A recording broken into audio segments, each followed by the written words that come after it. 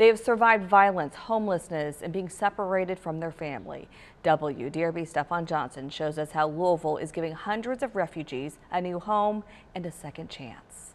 I was born in Burundi, which is a country in Central East Africa, right below Rwanda. The first 12 years of Amos Iziramani's life were no child's play. My family fled to Tanzania when I was 1 to a refugee camp, and so I spent my first 12 years in a refugee camp. And says the bad days always outnumbered the good. Every day was a rough day, and I say that because you didn't know what tomorrow looked like. In 2007, his family left Tanzania and moved to Louisville. I didn't speak any English at all when I came here to Louisville. But despite the language barrier and living in a new country, both Amos and his family assimilated. We are a family of 14. I have 11 siblings and 2 of my parents.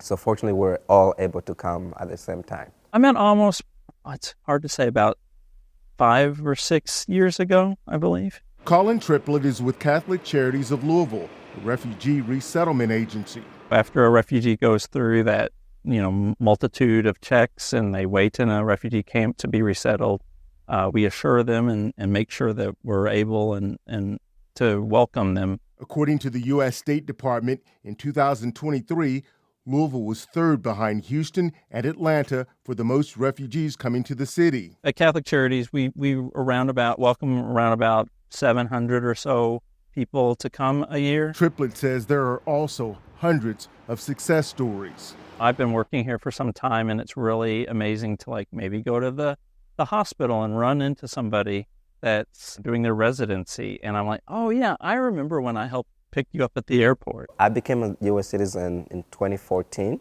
And since, he's continued to pursue the American dream. So I went to Wagner High School, and went to Berea College, and later on went to Boston for graduate school, and then came back to Louisville. So now I'm the director for the Office for Immigrant Affairs. Amos found his passion and career working for the city.